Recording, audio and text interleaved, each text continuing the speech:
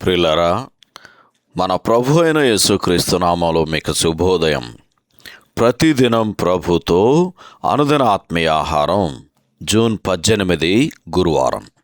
నేటి లేఖన పఠనం యెషయా గ్రంథం 54వ అధ్యాయము 1 నుండి 17 వచనాలు. నేటి ధ్యాన లేఖనం యెషయా గ్రంథం 54వ అధ్యాయము 10-13 వచనాలు. పర్వతములు తొలగిపోయినను, మెట్టలు తత్తరిల్లినను, నా కృప నిన్ను విడిచిపోదు, సమాధాన విషయమైన నా నిబంధన తొలగిపోదు అని నీ యందు జాలిపడి యెహోవా సెలవిచ్చుచున్నాడు. నీ పిల్లలందరూ యెహోవా చేత ఉపదేశమునొందుదురు, నీ పిల్లలకు అధిక విశ్రాంతి కలుగును. వ్యాఖ్యానాంశం: విస్తారముగా ఫలించిన గోధుమ గింజ. వ్యాఖ్యానాంశం: విస్తారముగా ఫలించిన గోధుమ గింజ.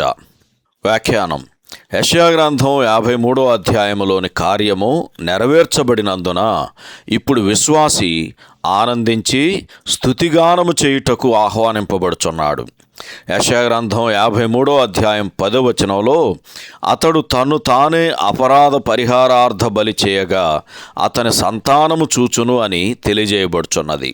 అదేవిధంగా ప్రభు అయిన యేసు యోహాను సువార్త 12వ అధ్యాయము 24వ వచనంలో చెప్పినట్లు, గోధుమ గింజ భూమిలో పడి చావకుండినెడల అది ఒంటిగానే ఉండును, అది చచ్చినెడల విస్తారముగా ఫలించును అను మాటలు పైన చెప్పిన మాటలను స్థిరపరచుచున్నవి.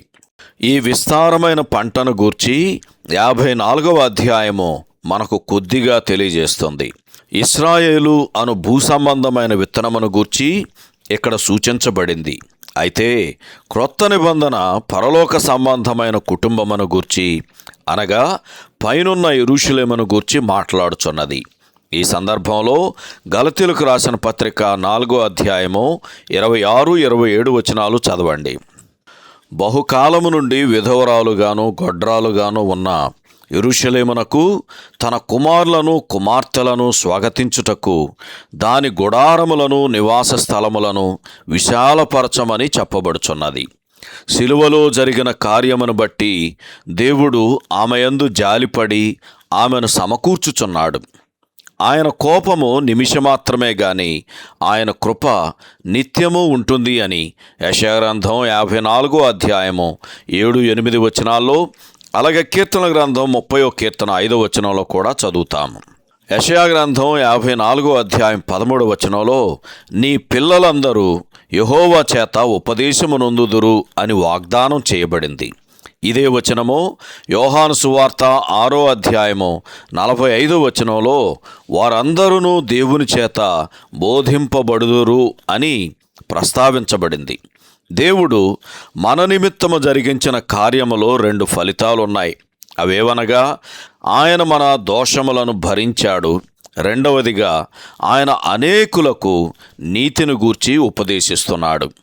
ఈ సందర్భంలో యెషయా గ్రంథం 53వ అధ్యాయము 11వ వచనం జేఎన్ డార్బీ అనువాదంలో చదివితే, by his knowledge shall my righteous servant instruct many in righteousness and he shall bear their iniquities అని ఇంగ్లీష్లో చదువుతాం. ఈ రెండవ విషయమును మనం మరవకుండా జాగ్రత్త పడదాం. మన నిమిత్తము ఆయన మన పాపములను భరించనని నమ్మిన మనము ఆయన తన నీతిని గూర్చి మనకు ఉపదేశము చేయుటకు ఒప్పుకుందాం. ఆ విధంగా మనము ఆయన మహిమ నిమిత్తము నీతి ఫలములను ఫలించినట్లు శక్తి పొందుతాము అని కొరింథీయులకు రాసిన 2వ పత్రిక 9వ అధ్యాయము 10వ వచనంలో చదువుతాం. సహోదరుడు జాన్ కోక్లన్ శుభములతో వందనాలు. ఈ సందేశాలకు సంబంధించి కానీ బైబిల్కు సంబంధించి కానీ మీకేమైనా ప్రశ్నలు ఉంటే ఈ క్రింది నంబరుకు వాట్సాప్ ద్వారా పంపించండి. మీ ఆత్మీయ క్షేమాభివృద్ధి కోసం అనుభవజ్ఞుల ద్వారా జవాబులు అందించబడతాయి.